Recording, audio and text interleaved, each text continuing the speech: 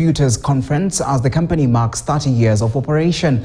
Jimmy Bogo was there and joins us with more, even as the company strategizes for the next 30 years. Good afternoon, Jimmy. Tell us more. Well, indeed, thank you very much, Nyakuni, and a very good afternoon to you too. Yes, as you rightfully said, this is the OSHO Distributors Conference 2023. Now, surprisingly, this company has been in existence for the last 30 years. I don't know where you were 30 years ago, but that is how long this company has been around. And of course, a number of distributors are here just looking back at how the last 30 years have been and what the next 30 years are going to look like. So we want to engage Mr. Manoj Shah, the CEO of OSHO Enterprises, just to be able to understand how the last 30 years have been and some of the big lessons that you have learned. But Manoj, thank you so much for making time to speak to KTN. So first things first, you're marking 30 years this year. Maybe help us understand, how has that journey been for you? It's been a beautiful journey, achieving different milestones at different times, supported by various channels. First, keeping the farmer in mind, we needed the sub-stockist. Sub-stockists are serviced by the stockist. Stockists are serviced by the distributors. And ourselves as manufacturers or importers are supported by all downstream. We need support of the suppliers, which too has been there. Then, having reached a milestone where you can reach a huge number of customer base, which means a lot to the economy of this country, has been the biggest milestone, and we've been proud of doing that. Because agriculture is the backbone of this country, the mayhem of this country, and it's the biggest self-employment center for most of our people. So it's been a great journey to achieve that. All right, Mr. Manoj, I mean, 30 years in the business, of course, there are things that you have had to change. For instance, when you look at your distribution channels, maybe we're now seeing an era where a lot of distribution for retailers is moving towards the digital space. Is this something that you have also adapted? Correct. It is definitely getting crowded in any manner, whether as an importer, it's getting overcrowded. If you look at the number of products available, also crowded. This is why this conference is very critical, to build a huge capacity for our distributors who are successful, because as they become more successful, there'll be more challenges coming their way. So the conference is really about their sustainability. The conference is more about their structured growth, because even their next generation is joining businesses.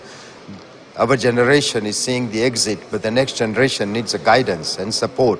And that's why this conference, the theme is definitely that. All right, now, during some of the presentation, one of the things that I got to catch is you're targeting 6,000 new stockists. Maybe help us understand in terms of growing the business.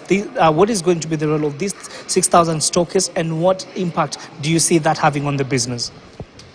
As we said, farmer remains our focus. The country is huge, and you really need to be at an arm's length to be reached for your product.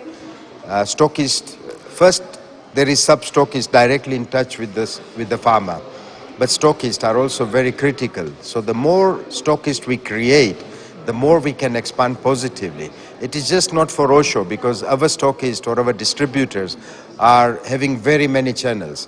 So everybody as a sector will grow in that space. If we keep the farmer in our mind and focused, we will need sub-stockists, stockists, distributors, and safe and usable products to reach them. This is why the 6,000 number is very critical. Yeah. And 6,000 is just not 6,000. You can understand the number of people they employ. That's a direct impact. And more than that, the number of farmers they will serve, and they will serve them professionally, because that's the value we will want to impart with them. Yeah. All right, now you're targeting about 43% growth annually. Now, in terms of revenue, how much revenue are you looking at generating, even as you look forward to the next 30 years? As a group, we'll be looking at about $80 million. Kenya being the biggest. Of course, we have got Zambia, we got Malawi, we got Uganda and Tanzania. We're developing Ethiopia. We have indirect business to Rwanda and Burundi. So we will keep expanding into those territories and achieve that milestone of $80 million by the year 2025. And that's why all these strategies are being put in place. All right, of course, we cannot talk about agrochemicals without talking about the issue of sustainability. And of course, this is a conversation that is going to be quite a huge conversation going into the future. So as you look forward into the next 30 years, the question of sustainability, of course, must have crossed your mind. Indeed, and that's why these initiatives of regular engagements with our distributors, but more than that, with the farmer, what are their challenges? We have to find solutions, and safer ones too. We have to invest a lot more in our research. Yeah. Fortunately, as a country, we have a lot of research available. It just needs to be commercialized. And we are being governed by our end user markets, which are the ones who determine use of your chemical. Sometimes it's also a trade barrier because they are asking for impossible milestones, but we'll keep trying. Yeah. And in that process, get better and better. You see, the biological solution is a very difficult one to sell because it's a prophylactic one, meaning it is something as a preventive. And the way the market has been structured is they want firefighters. They want to see something where there is an instant action of a chemical used. So it's a big journey, and it's not going to be easy, it's going to be difficult, but that's something we'll have to do anyway. And for that, our distributor network is where we are enhancing and sharing this information, because they will also play a major role, and then we'll support the stockist and the farmer eventually. All right, Mr. Manoj, before I let you go, of course, the question of product development, of course, this has changed over years, and new technology has come in. How are you integrating this? We always have been in the forefront as OSHO, developing new products, new chemistry, safer products.